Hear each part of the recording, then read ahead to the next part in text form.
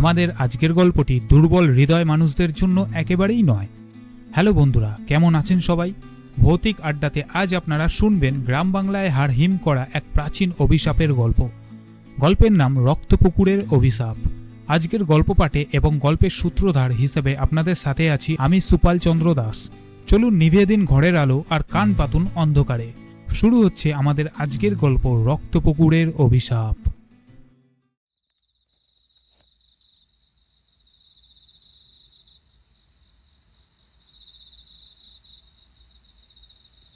অঘ্রাণ মাসের শেষ দিক।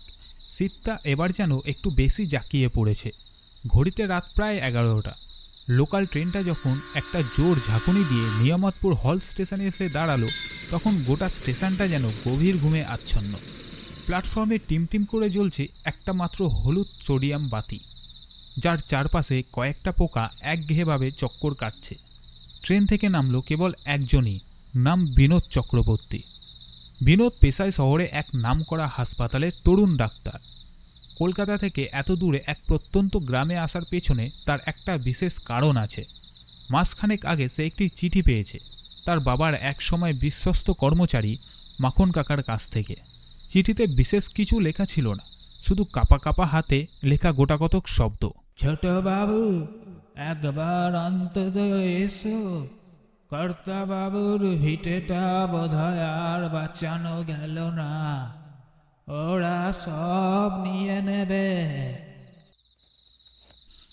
ট্রেনটা চলে যেতেই বিনোদ বুঝতে পারল জায়গাটা কতটা নীরব। কোনো প্ল্যাটফর্ম নেই, নিছকই ইট বিছানো একটু উঁচু জায়গা। বিনোদ সুটকেসটা হাতে নিয়ে এদিক ওদিক তাকালো। একটা চায়ের দোকানও খোলা নেই। কুয়াশা এত ঘন যে 15-20 হাত দূরে জিনিসও ঠিকমতো ঠাউর করা যাচ্ছে না। নিয়ামতপুর স্টেশন থেকে বিনোদের গন্তব্য রক্তপুকুর গ্রাম। দূরত্ব প্রায় 3 ক্রোশ। স্টেশন মাস্টারের ছোট ঘরটার সামনে গিয়ে দাঁড়ালো বিনোদ। ভেতর থেকে কেরোসিনের লণ্ঠনের আলো আসছে। বিনোদ গলা খাকানে দিয়ে, এক্সকিউজ মি, স্টেশন মাস্টার বাবু আছেন? কাঁচা পাকা দাড়িওয়ালা একজন বয়স্ক লোক বেরিয়ে এলেন, চোখে মোটা ফ্রেমের চশমা। বিনোদকে দেখে তিনি যেন চমকেই উঠলেন। ওপর থেকে নিচ অবধি বিনোদকে কয়েকবার দেখলেন তিনি। স্টেশন মাস্টার একটু অবাক হয়ে বললেন, কে বাবা তুমি? এই মাঝরাতে নিয়ামতপুরে নামলে? এদিকে তো কোনো ট্যুরিস্ট স্পট নেই। বিনোদ একটু প্রস্তুতি নিয়ে বললেন, আগে আমি বিনোদ চৌধুরী, কলকাতা থেকে আসছি। আমাকে একটু রক্তপুকুর গ্রামে যেতে হবে। এই রাতে কি কোনো ভ্যান বা গরুর গাড়ি কিছু পাওয়া যাবে? রক্তপুকুর নামটা শোনা মাত্রই স্টেশন মাস্টারের মুখের রেখাগুলো যেন এক লহমায় বদলে গেল।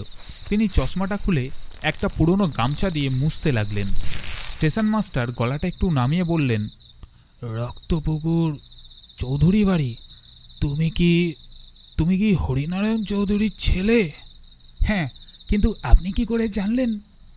স্টেশন মাস্টার একটু দীর্ঘ নিঃশ্বাস ফেলে, এই তল্লাটে হরিনারায়ণ বাবুকে কে না চেনে? তা বাবা, তোমার কি আজ রাতেই যাওয়াটা খুব জরুরি?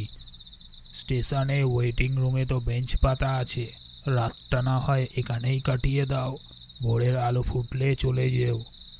বিনোদ একটু হেসে বললেন, কেন বলুন তো, রাতের বেলায় কি ওই রাস্তায় চোর ডাকাতের ভয় আছে? স্টেশন মাস্টার মাথা নেড়ে গম্ভীর গলায় বললেন, ডাকাতের ভয় হলে তো লাঠি দিয়ে ঠেকানো যেত বাবা। রক্তপুকুরের ওই রাস্তায় যেটা আছে সেটাকে লাঠি দিয়ে মারা যায় না। অমাবস্যার কাছাকাছি সময় তো, তাই বলছি। রাতের বেলা ওই ছাতিমতলার বাঁক পেরিয়ে রক্তপুকুরে ঢোকাটা ঠিক হবে না।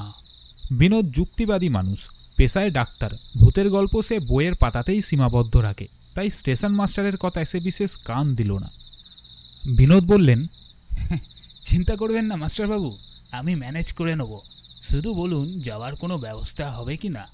স্টেশন মাস্টার একটু বিরক্ত হয়ে বললেন, এই রাতে ভ্যান পাবে না, তবে স্টেশনের পিছন দিকে একটা পুরনো ঘোড়ার গাড়ি মানে টাঙা মাঝে মাঝে দাঁড়ায়।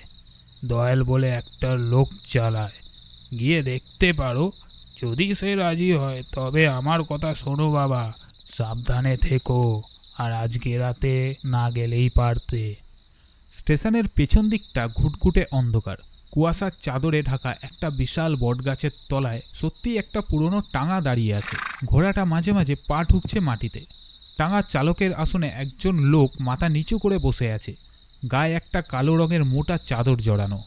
বিনোদ বলল, দাদা, ও দাদা, রক্তপুকুর যাবেন? চৌধুরী বাড়ি। লোকটা কোনো কথা বলল না, শুধু ধীরে ধীরে ঘাড় ঘোরালো।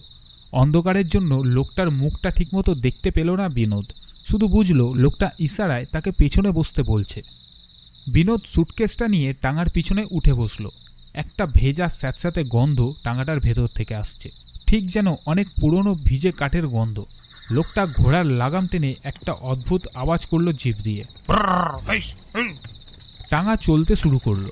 গ্রামের কাঁচা রাস্তা, দুপাশে বিশাল বিশাল সব গাছপালা কুয়াশার মধ্যে ভুতুড়ে আকার ধারণ করেছে।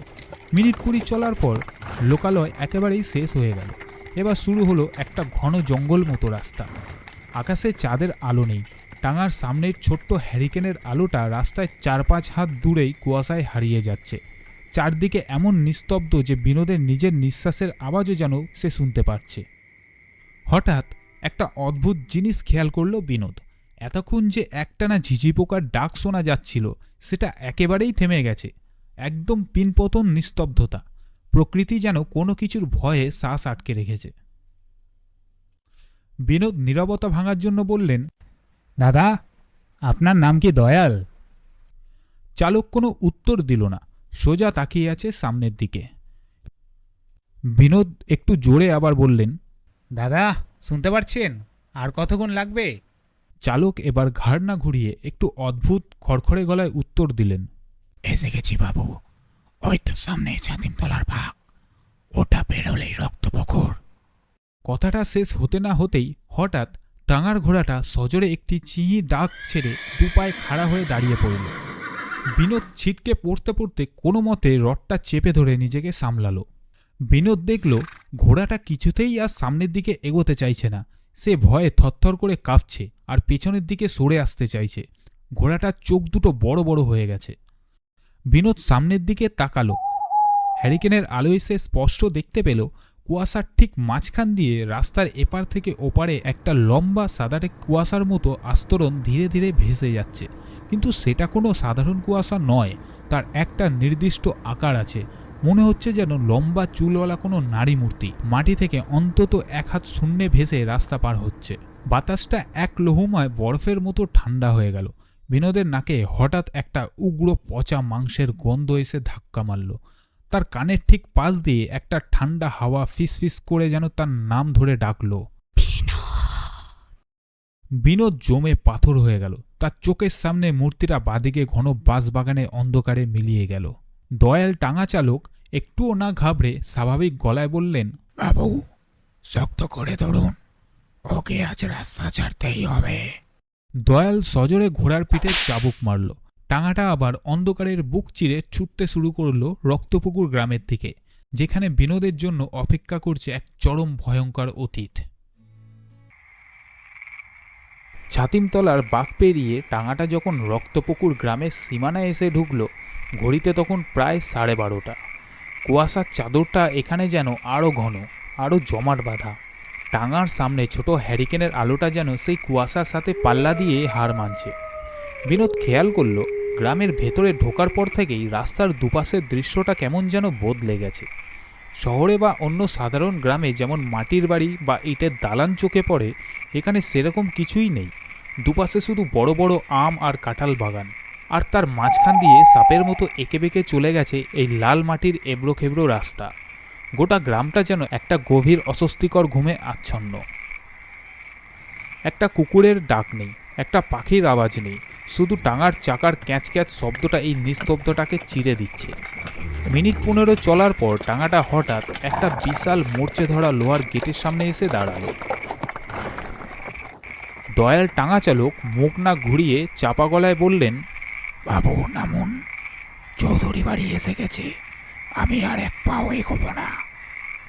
বিনোদ সুটকেসটা নিয়ে নিচে নামলো। সে পকেট থেকে মানিব্যাগটা বের করে ভাড়া মেটানোর জন্য দয়ালের দিকে এগোতে যাবে, তার আগেই দয়াল ঘোড়ার লাগাম টেনে ধরল।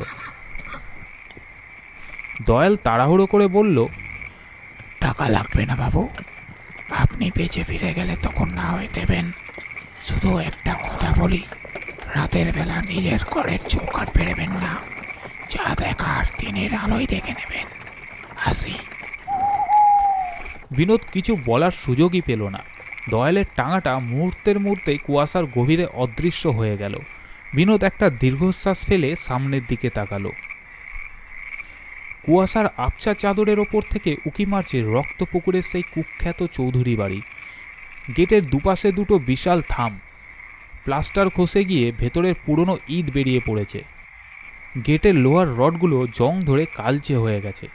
আর গেটের ঠিক ওপরে একটা বিশাল অশ্বত্থ গাছ ডালপালা মেলে এমনভাবে দাঁড়িয়ে আছে যেন বাড়িটাকে বাইরের দুনিয়া থেকে আলাদা করে রাখতে চাইছে। বিনোদ এক হাতে সুটকেস ধরে অন্য হাতে গেটটা ঠেলল। অনেক দিনের পুরনো জং ধরা কবজা। আওয়াজটা রাতের নিস্তব্ধতায় যেন বহুদূর পর্যন্ত প্রতিধ্বনি হলো। ভেতরে পা রাখতেই বিনোদের নাকে একটা তীব্র স্যাঁতস্যাঁতে সোদা মাটির গন্ধ এসে লাগলো। তার সাথে মিশে আছে বাদুড়ের বিষটা আর পুরনো ভেজা কাঠের একটা অদ্ভুত গন্ধ। বিশাল বড় উঠোন, যার মাঝখানে এককালে হয়তো কোনো ঝাড়বাতি বা ফোয়ারা ছিল। এখন সেখানে শুধুই আগাছা আর বুনো ঝোপের রাজত্ব। উঠোনের শেষ প্রান্তে অন্ধকার ফুঁড়ে দাঁড়িয়ে আছে সেই বিশাল দোতলা অট্টালিকা। জানলা দরজাগুলো সব বন্ধ, কোনো আলো নেই, কোনো সাড়া শব্দও নেই। বাড়িটা যেন একটা মৃত দানবের মতো হাঁ করে আছে। বিনোদ সাবধানে এগোতে লাগলো। জুতোর নিচে শুকনো পাতা আর ভাঙা ইটের টুকরো গড়িয়ে যাওয়ার মর্মর শব্দ হচ্ছে। বিনোদ গলা তুলে বলল, মাখন কাকা, ও মাখন কাকা, আমি বিনোদ, কলকাতা থেকে এসেছি, দরজা খোলো। বিনোদের গলার আওয়াজটা ফাঁকা বারান্দায় ধাক্কা খেয়ে ইকো হয়ে ফিরে এলো।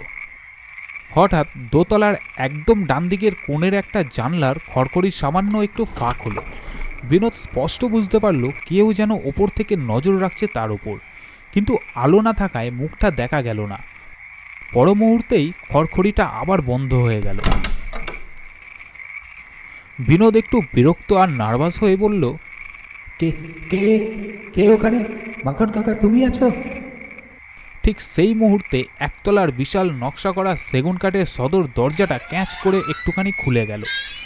ভেতর থেকে একটা টিমটিমে হ্যারিকেনের আলো এসে পড়ল বারান্দার পিলারের ওপর।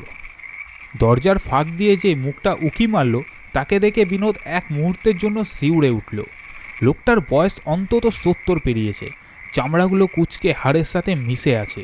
চোখের তলায় গভীর কালি। পরনে একটা আধময়লা ফতুয়া আর ধুতি। লোকটার চোখ দুটো কেমন যেন ঘোলাটে, আর তার দৃষ্টিতে একটা তীব্র আতঙ্কের ছাপ স্পষ্ট। মাখন কাকা খুব নিচু ফিসফিসে গলায় বললেন, ছোট বাবু, তুমি তুমি সত্যি এলে? আমি তো ভেবেছিলাম ওই চিঠি পেয়ে তুমি আর হেমুখ হবে না। বিনোদ একটু হেসে পরিস্থিতি স্বাভাবিক করার চেষ্টা করে বলে, তুমি চিঠি লিখে ডাকবে আর আমি আসবো না? তা কি হয় কাকা? বাবা মারা যাবার পর থেকে তো তুমি এই সম্পত্তির একমাত্র ভরসা। তা দরজাটা খোলো, আমাকে ভেতরে তো আসতে দাও, বড্ড শীত বাইরে। মাখন কাকা দরজাটা পুরোটা খুলে একপাশে সরে দাঁড়ালো। বিনোদ ভেতরে পা রাখল। চৌধুরী বাড়ির ভেতরে ছাদগুলো অনেক উঁচু। কড়িকাঠের ওপর দিয়ে মাকড়সার জালের আস্তরণ ঝুলছে। দেওয়ালগুলোতে এককালে দামি বেলজিয়াম গ্লাস আর বিশাল সব অয়েল পেন্টিং ছিল। এখন সেখানে শুধু কালচে ছোপ আর ধুলোর রাজত্ব। হ্যারিকেনের কাপা কাপা আলোয় বিনোদ দেখল দেওয়াল জুড়ে তার পূর্বপুরুষদের বাঁধানো ছবিগুলো শাড়ি দিয়ে টাঙানো। কিন্তু আশ্চর্যের বিষয় হলো ছবিগুলোর ওপর একটা অদ্ভুত লালচে ধুলোর আস্তরণ পড়ে আছে, যেন কেউ ইচ্ছা করে সিঁদুর বা রক্ত ছিটিয়ে দিয়েছে। মাখন কাকা হ্যারিকেনটা উঁচুতে তুলে বলল, ছোট বাবু, সাবধানে এসো। এ বাড়ির মেঝে অনেক জায়গায় বসে গেছে। আমি তোমার জন্য নিচু তলার দক্ষিণের দিকের ঘরটা পরিষ্কার করে রেখেছি। ওপর তলার যাওয়ার দরকার নেই। বিনোদ অবাক হয়ে বললেন, ওপরতলায় কেন যাব না কাকা? আমার তো দোতলার ওই উত্তর দিকের ঘরটাই বেশি পছন্দ ছিল। ছোটবেলায় ওখান থেকেই তো দিঘিটা দেখা যেত। দিঘির শব্দটা শোনা মাত্রই মাখন কাকা যেন চমকে উঠল। হ্যারিকেন ধরার হাতটা তার থরথর করে কাঁপতে লাগলো। সে বিনোদের খুব কাছে এগিয়ে এলো। মাখন কাকা ভয়ের তো গলায় প্রায় ফিসফিস করে বললেন, ও কথা মুখে এনো না ছোট বাবু। দোতলার সিঁড়িতে আজ 15 বছর কেউ পা রাখেনি। উপরতলায় এখন আর মানুষের বাস নেই। আর ওই দিঘি, ওটা তো এখন আর দিঘি নেই ছোট বাবু। ওটা এখন বিনোদ ভুরু কুচকে বললেন, ওটা এখন কি কি বলছো তুমি হেয়ালির মতো? মাখন কাকা কথা ঘুরিয়ে নিয়ে, কিছু না। তুমি চলো, সারাদিনের ধকল গেছে। দক্ষিণের ঘরের খাবার ঢাকা দেওয়া আছে, খেয়ে শুয়ে পড়ো। মাখন কাকা লম্বা অন্ধকার করিডোর ধরে হাঁটতে শুরু করলো। বিনোদ তাকে অনুসরণ করলো। করিডোরের দুপাশে দেওয়াল থেকে একটা অদ্ভুত স্যাঁতস্যাঁতে ঠান্ডা হাওয়া আসছে। মাখন কাকার গা থেকে একটা ধুনো আর পুরনো পচা কাঠের গন্ধ বেরোচ্ছে, যা বিনোদের দম বন্ধ করে দিচ্ছে। দক্ষিণের বড় ঘরটায় একটা বিশাল আবলুস কাঠের পালঙ্ক পাতা, মাথার কাছে একটা পুরনো ড্রেসিং টেবিল, যার আয়নাটা মাঝখান দিয়ে চির খাওয়া। ঘরের ঠিক মাঝখানে দুটো বড় জানলা, জানলা দুটো কোষে বন্ধ করা, আর তার ওপর দিয়ে পেরেক ঠুকে একটা কাঠের তক্তা লাগানো। বিনোদ সুটকেসটা মেঝেতে রেখে বলল, কাকা, এই জানলাটা এরকম পেরেক দিয়ে বন্ধ কেন? এমনিতেই ঘরে হাওয়া ঢোকার জায়গা নেই, গুমোট হয়ে আছে। মাখন কাকা দরজার কাছ থেকে বলল, ওটা এভাবেই থাকবে ছোট বাবু। ওই জানালার উপাস তো সেই পুরনো বাগানের দিঘির পার। রাতে যদি কখনো মনে হয় জানালার উপাস থেকে কেউ কড়া নাড়ছে বা কেউ তোমার নাম ধরে ডাকছে, ঘুণাক্ষরেও জানলার দিকে এগোবে না। চুপচাপ কানে হাত দিয়ে শুয়ে থাকবে। বিনোদ হেসে ফেলে বলল, কাকা এখনো সেই পুরনো রূপকথার ভূত বিশ্বাস করো? আমি ডাক্তার মানুষ, তুমি নিশ্চিন্তে ঘুমাও, আমি ভয় পাবো না। মাখন কাকা গম্ভীর গলায় বললেন, এটা শহর নয় ছোট বাবু। রক্তপুকুরের মাটি মানুষের রক্ত চেনে। যা বললাম মনে রেখো। আমি পাশের ঘরেই আছি, দরকার পড়লে ডাক দিও, কিন্তু নিজের ঘর থেকে বেরিও না। মাখন কাকা হ্যারিকেনটা নামিয়ে রেখে ঘর থেকে বেরিয়ে গেল। বাইরে থেকে দরজা ভেজানোর শব্দ হলো। ঘরটা এখন শুধু বিনোদ একা। সে ড্রেসিং টেবিলের চির খাওয়া আয়নাটার সামনে গিয়ে দাঁড়ালো। হ্যারিকেনের হলুদ আলোয় নিজের ক্লান্ত মুখটা দেখল সে। সব ঠিকই আছে, কিন্তু হঠাৎ তার মনে হলো আয়নার ভেতরে তার প্রতিবিম্ব ঠিক পিছনে ঘরের অন্ধকার কোণাটায় যেন একটা অস্পষ্ট ছায়া দাঁড়িয়ে আছে। বিনোদ চমকে পিছনে ঘুরল, কিন্তু না, কেউ নেই এখানে। শুধু তার নিজের ছাওয়াটাই পালঙ্কের ওপর পড়েছে। বিনোদ বিছানায় বসতে যাবে, ঠিক সেই মুহূর্তে আওয়াজটা এলো, খুব স্পষ্ট, খুব তীক্ষ্ণ। জানলার ঠিক ওপাশ থেকে কেউ যেন পায়ে ভারী নুপুর পরে খুব ধীরে ধীরে জানলার বাইরে দিয়ে হেঁটে যাচ্ছে। বিনোদের হার্টবিট এক লহমায় বেড়ে গেল। পেরেক দিয়ে বন্ধ করা ওই জানলার ওপাশে এই ঘোর অমানিসায় কে হাঁটছে? বিনোদ বিছানায় বসতে যাবে, ঠিক সেই মুহূর্তে আওয়াজটা এলো, খুব স্পষ্ট, খুব তীক্ষ্ণ।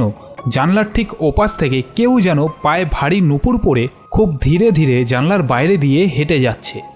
বিনোদের হার্টবিট এক লহমায় বেড়ে গেল, আর চোখের সামনে ড্রেসিং টেবিলের আয়না আর পেছনের সেই পেরেক মারা বন্ধ জানলা।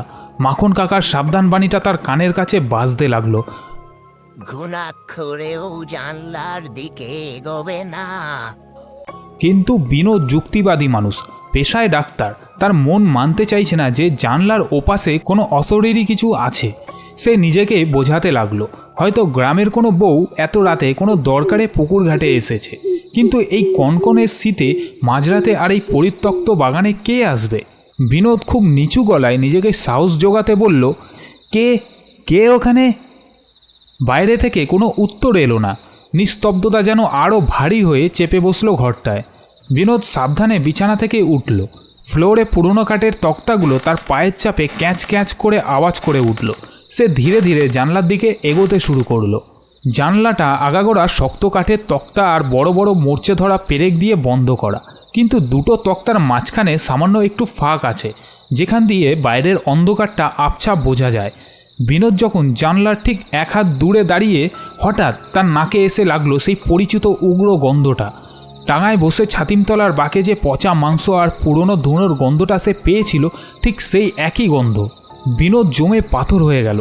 জানলার ঠিক ওপাশ থেকে কেউ একজন খুব ধীরে ধীরে কাঠের পাল্লার ওপর তার লম্বা নখ দিয়ে আঁচড় কাটছে, ওপর থেকে নিচ অবধি। বিনোদের গলা শুকিয়ে কাঠ। সে পেছাতে চাইল, কিন্তু তার পা দুটো যেন মেঝের সাথে আটকে গেছে। ঠিক সেই মুহূর্তে জানলার ওপাশ থেকে একটা গলা ভেসে এলো। কোনো বিভৎস বা ভয়ঙ্কর গলা না, বরং অসম্ভব মিষ্টি সুরেলা একটা মেয়ের গলা। বিনোদ, ও বিনোদ, তুই এসেছিস? আমি জানতাম তুই আসবি। কত বছর ধরে তোর জন্যে এই পুকুর পাড়ে বসে আছি। একবার জানলাটা খোল না বিনোদ। বিনোদের সারা শরীরে যেন একটা ইলেকট্রিক শক খেয়ে গেল। মেয়েটা তার নাম জানলো কি করে? আর গলাটা এত মিষ্টি, অথচ তার ভেতরে লুকিয়ে আছে এক মারাত্মক হিমশীতল শূন্যতা। বিনোদ আর পারল না। মানুষের অদম্য কৌতূহল তাকে টেনে নিয়ে গেল সেই তক্তার ফাঁকের দিকে। সে টিমটিমে হ্যারিকেনটা হাতে নিয়ে জানলা সেই সরু ফাঁকের কাছে চোখ রাখল। হঠাৎ করে একটা দমকা হাওয়া এলো, আর হ্যারিকেনের আলোটা ঠিক সেই মুহূর্তে নিভে গেল। হ্যারিকেনটা নিভে যেতেই গোটা ঘরটা নিরেট অন্ধকারে ডুবে গেল। বিনোদ ওই সরু ফাঁক দিয়ে বাইরে তাকালো। বাইরে ঘুটঘুটে অন্ধকার বাঁশবাগান, কিচ্ছু দেখা যাচ্ছে না। কিন্তু পর মুহূর্তেই বিনোদের নিঃশ্বাস বন্ধ হয়ে গেল। সেই সরু ফাঁকের ঠিক ওপাশে অন্ধকারের ভেতর থেকে দুটো চোখ ফুটে উঠল। মানুষের চোখ নয়, হলদে সাদা একটা গোলক, যার মাঝখানে রক্তের মতো লাল মণি। আর সেই চোখটা পলকহীনভাবে ঠিক জানলার ফাঁক দিয়ে বিনোদের দিকে তাকিয়ে আছে। চোখের চারপাশের চামড়াগুলো পচে গলে ঝুলছে। দেখতে পেয়েছিস আমাকে? এবার আমি আসছি তোর কাছে। ঠিক সেই সময় জানলার পাল্লাটা যেন প্রবল আক্রোশে কেউ ভেঙে ফেলতে চাইছে। বড় বড় মরচে ধরা পেরেকগুলো কাঠের ভেতর থেকে আর্তনাদ করে বেরিয়ে আসতে চাইছে। বিনোদ ছিটকে পিছিয়ে এলো। সে চিৎকার করতে চাইছে, কিন্তু ভয়ে তার স্বর্ণনালী দিয়ে কোনো আওয়াজ বেরোচ্ছে না। দরাম দরাম ধাক্কার চোটে জানলার একটা তক্তা প্রায় খুলেই এলো। বিনোদ দেখল সেই ফাঁক দিয়ে একটা ফ্যাকাশে লম্বা নকালা পচা হাত ঘরের ভেতরে ঢুকে খামচে ধরার চেষ্টা করছে বিনোদকে। ঠিক সেই চরম মুহূর্তে মাখন কাকা বাইরে থেকে চরম ভয়ার্ত গলায় চিৎকার করে বললেন, ছোট বাবু, সরে এসো ওখান থেকে, জানলার দিকে তাকাবে না। দরজার আওয়াজ আর মাখন কাকার চিৎকারে জানলার ওপর ধাক্কাটা হঠাৎ করেই থেমে গেল। বাইরে থেকে একটা বিকট কান ফাটানো আর্তনাদ ভেসে এলো, যা ধীরে ধীরে মিলিয়ে গেল দিঘির অন্ধকারের দিকে। বিনোদ ঘামে স্নান করে মেঝেতে বসে পড়ে হাঁপাচ্ছে। দরজাটা সজোরে খুলে গেল। হাতে একটা বড় লণ্ঠন আর একটা জ্বলন্ত ধুনোচি নিয়ে ঘরে ঢুকলো মাখন কাকা। ধুনোর তীব্র ধোঁয়া ঘর ভরে গেল। মাখন কাকা ছুটে এসে জানলার সেই ভাঙা তক্তাটার সামনে দাঁড়ালো। তার চোখ দুটো ঠিকরে বেরিয়ে আসতে চাইছে। সে বিড়বিড় করে মন্ত্রের মতো কিছু একটা পড়তে লাগলো, আর ধুনোটা জানলার চারপাশে ছড়িয়ে দিল। মাখন কাকা কাঁদতে কাঁদতে বলল, আমি তোমাকে বলেছিলাম না ছোট বাবু, ওকে জাগিও না। ও একবার গন্ধ পেয়ে গেলে আর রক্ষে নেই। এ বাড়ির মাটি এবার রক্ত চাইবে ছোট বাবু, কাঁচা রক্ত। বিনোদ ফ্যালফ্যাল করে তাকিয়ে আছে মাখন কাকার দিকে। তার ডাক্তারি বই, তার সমস্ত যুক্তি আজ এই রক্তপুকুরের অভিশপ্ত রাতে পুরোপুরি হার মেনেছে। সে স্পষ্ট বুঝতে পারল এই বাড়ি থেকে সহজে মুক্তি পাওয়া আর সম্ভব নয়। হ্যারিকেনের ভাঙা কাচের টুকরো আর খুলে আসা জানলার তক্তার সামনে মেঝেতে বসে আছে বিনোদ। তার সারা শরীর থরথর করে কাঁপছে। কপালের ঘাম ঠিক কানের পাশ দিয়ে গড়িয়ে পড়ছে। একজন ডাক্তার হয়েও আজ সে নিজের চোখের সামনে যা দেখল, তার চিকিৎসা বিজ্ঞানের কোনো বইতে লেখা নেই। ঘরের বাতাস এখন ধুনোর তীব্র গন্ধে ভারী হয়ে উঠেছে। মাখন কাকা ধুনোচিটা এক কোণে নামিয়ে রেখে একটা মাটির পাত্র থেকে জল নিয়ে বিনোদের মুখে ছিটিয়ে দিল। মাখন কাকা হাঁপাতে হাঁপাতে অত্যন্ত ক্লান্ত গলায় বলল, উঠে বসো ছোট বাবু, আর মেঝের দিকে তাকিও না, চোখ তুলে আমার দিকে তাকাও। বিনোদ ঘোর লাগা মানুষের মতো আস্তে আস্তে উঠে খাটের একপাশে বসল। তার চোখ দুটো তখনও ওই পেরেক মারা জানলাটার ফাঁকটার দিকে আটকে আছে, যেখান দিয়ে একটু আগে সেই বিভৎস হলুদ চোখটা তার দিকে তাকিয়েছিল। বিনোদ কাঁপা কাঁপা গলায় ফিসফিস করে বলল, কাকা কাকা কাকা ওটা কী ছিল কাকা? ওটা আমার নাম জানলো কি করে কাকা? আর ওই নুপুরের আওয়াজ, ওই পচা মাংসের গন্ধ, তুমি আমাকে সত্যি কথাটা বলছো না কেন কাকা? এ বাড়ি থেকে কী হয়েছে? মাখন কাকা একটা দীর্ঘশ্বাস ফেলল। লণ্ঠনের আলোয় লোকটার কুঁচকে যাওয়া মুখটা যেন আরও কয়েক বছর বেড়ে গেল। সে জানলার দিকে একবার ভয়ের তো চোখে তাকিয়ে এসে বসলো বিনোদের খাটের ঠিক উল্টো দিকের পুরনো ইজি চেয়ারটায়। মাখন কাকা গলাটা খাকানি দিয়ে অত্যন্ত নিচু স্বরে বলল, তুমি তুমি যখন আজ নিজের চোখে এসব দেখেই ফেলেছ ছোট বাবু, তখন আর লুকিয়ে কি হবে? এ বাড়ির যে পাপ, তার প্রায়শ্চিত্ত তোমাকেই হয়তো করতে হবে। তোমার দাদু মানে জমিদার রাজেন্দ্র নারায়ণ চৌধুরীর কথা কিছু জানো? বিনোদ অবাক হয়ে বলল, দাদু, আমি তো তাকে কোনোদিন চোখেই দেখিনি। বাবাও তার সম্পর্কে খুব একটা কথা বলতেন না, শুধু জানতাম তিনি খুব প্রতাপশালী জমিদার ছিলেন। মাখন কাকা একটু তিক্ত হেসে বললেন, প্রতাপশালী, হ্যাঁ বলতেই পারো, কিন্তু তার চেয়ে বড় সত্যি, তিনি ছিলেন অত্যন্ত বদমেজাজি আর নিষ্ঠুর একজন মানুষ। আজ থেকে প্রায় ৬০-৬৫ বছর আগের কথা। তুমি তখন জন্মাওনি, তোমার বাবা তখন নেহাতি কিশোর। এই রক্তপুকুর গ্রামের নাম তখন রক্তপুকুর ছিল না ছোট বাবু, গ্রামের নাম ছিল রাধাপুর। আর ওই যে জানালার ওপাশের দিঘিটা দেখছো, ওটা ছিল পদ্ম দিঘি। মাখন কাকার চোখ দুটো যেন অতীতের অন্ধকারে ডুব দিল। সে বলতে শুরু করলো সেই ভয়ঙ্কর রাতের কথা। রাধাপুর গ্রামে তখন একটা মেয়ে ছিল, নাম কমলা। যেমন তার রূপ তেমনি তার রহস্যময় স্বভাব। গ্রামের লোক বলতো কমলা নাকি সাধারণ মানুষ নয়। অমাবস্যার রাতে সে নাকি শ্মশানে গিয়ে তন্ত্র সাধনা করত। কেউ কেউ বলতো সে ডাকিনী বিদ্যাও জানে। কিন্তু জমিদার রাজেন্দ্র নারায়ণের নজর পড়ল কমলার রূপের ওপর। তিনি জোর করে কমলাকে এই চৌধুরী বাড়িতে তুলে আনলেন। কমলা বারবার বলেছিল, আমাকে ছেড়ে দিন জমিদার বাবু, আমার গায়ে হাত দিলে আপনার বংশ নির্বংশ হয়ে যাবে। কিন্তু কে শোনে কার কথা? অহংকারে অন্ধ রাজেন্দ্র নারায়ণ কমলার ওপর পাশবিক অত্যাচার চালিয়েছিলেন এই বাড়ির দোতলার ওই উত্তরের ঘরটাতে। বিনোদ শিউড়ে উঠে বলল, কি কি বলছো কাকা? দাদু এমন কাজ করেছিলেন?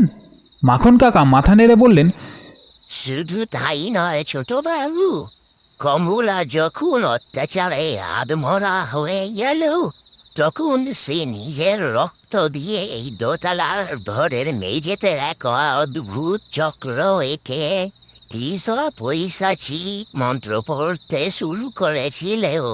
তার চোখ দুটো নাকি ঠিক ওই রকমই হলুদ আর লাল হয়ে গেছিল। জমিদার ভয়ে পেয়ে যান। তিনি তার পেয়াদা দিয়ে কমলার হাত পায়ে পাথর বেঁধে এক ঘোর অমাবস্যার রাতে ওই জানালার পিছনে পদ্মদিঘিতে তাকে জ্যান্ত ছুঁড়ে ফেলে দেন। মাখন কাকা একটু থামল। ঘরের নিস্তব্ধতা যেন পাথরের মতো ভারী। বিনোদ দম আটকে শুনছে। মাখন কাকা বললেন, জলে ডুবে যাওয়ার ঠিক আগের মুহূর্তে কমলা একটা অভিশাপ দিয়ে গেছিল ছোট বাবু। সে চিৎকার করে বলেছিল, এই পদ্মদিঘির জল আজ থেকে রক্ত হয়ে যাবে, আর এই চৌধুরীর বংশের কোনো পুরুষ শান্তিতে মরতে পারবে না। বিনোদ কপালে হাত দিয়ে বললেন, তার মানে ওই যে জানালার উপাসে? মাখন কাকা বললেন, হ্যাঁ ছোট বাবু, ওটা কমলা। ওর আত্মা মুক্তি পায়নি, ওটা এখন একটা পিশাচিনী, এক ডাকিনী। কমলার মৃত্যুর ঠিক 7 দিনের মাথায় তোমার দাদু রাজেন্দ্র নারায়ণকে ওই দিঘির পাড় থেকে হাত খাওয়া অবস্থায় পাওয়া যায়। তার চোখ দুটো কেউ করে নিয়েছিল। সেই থেকেই এই গ্রামের নাম হয়ে গেল রক্তপুকুর। তোমার বাবা হরিনারায়ণ বাবু ভয়ে পেয়ে তোমাকে আর তোমার মাকে নিয়ে কলকাতায় পালিয়ে গিয়েছিল। তিনি বেঁচে ছিলেন কারণ তিনি এই গ্রামের ছাওয়াও মারাননি আর। বিনোদ উত্তেজনায় উঠে দাঁড়িয়ে বলল, কিন্তু বাবা তো আমাকে কিছু বলেননি। আর তুমি তুমি আমাকে ওই চিঠিটা কেন লিখলে কাকা? কেন ডাকলে আমাকে এই মৃত্যুপুরীতে? বিনোদ আর মাখন কাকা দুজনেই ছিটকে দরজার দিকে তাকালো। হাওয়ায় দরজাটা কাঁপছে। মাখন কাকা ধীরে ধীরে উঠে দাঁড়ালো। তার মুখটা এবার কেমন যেন অদ্ভুত দেখাচ্ছে। লণ্ঠনের আলোয় মাখন কাকার ছায়াটা দেওয়ালের ওপর লম্বা হয়ে একটা বিকট আকার ধারণ করেছে। মাখন কাকা গলাটা হঠাৎ একেবারে বদলে গিয়ে একটা হিস হিসে আর অদ্ভুত সুরেলা গলায় বলল, আমি তো তোমায় চিঠি লিখিনি ছোট বাবু, ও চিঠি তো কমলা লিখেছে। তোমার বাবার রক্ত পাইনিও, কিন্তু তোমার রক্ত ছাড়া যে ওর তৃষ্ণা মিটবে না। বিনোদের চোখের তারা স্থির হয়ে গেল। সে ফ্যালফ্যাল করে দেখল মাখন কাকার মুখটা ধীরে ধীরে গলে যাচ্ছে, আর তার চোখের মণি দুটো আস্তে আস্তে হলুদ আর লাল রঙে হয়ে উঠছে। ঘরের দরজাটা আপনা আপনি ক্যাচ করে খুলে গেল, আর বাইরে থেকে ভেসে এলো সেই পরিচিতি নুপুরের আওয়াজ। বিনোদের শিরায় শিরায় রক্ত যেন বরফ হয়ে গেছে। সে চোখের পলক ফেলতে পারছে না। তার ঠিক সামনেই দাঁড়িয়ে থাকা মাখন কাকার শরীরটা অদ্ভুতভাবে বেঁকে যাচ্ছে। হাড়গুলো যেন ভেতর থেকে মড়মড় করে ভেঙে আবার নতুন করে জোড়া লাগছে। লণ্ঠনের মৃদু আলোয় বিনোদ দেখল মাখন কাকার চোখের সেই ঘোলাটে দৃষ্টিটা আর নেই। তার জায়গায় ফুটে উঠেছে দুটো জ্বলন্ত হলুদ রঙের চোখ, যার মাঝখানে রক্তের মতো লাল মণি। মাখন কাকার গলা থেকে এবার যে আওয়াজটা বেরোলো সেটা কোনো বয়স্ক মানুষের আওয়াজ নয়, সেটা একটা মেয়ের গলা। সেই এক আদুরে অথচ হিমশীতল গলা, যা একটু আগে জানলার ওপাশ থেকে বিনোদকে ডাকছিল। মাখন কাকা হিসিস করে অদ্ভুত সুরেলা গলায় বলল,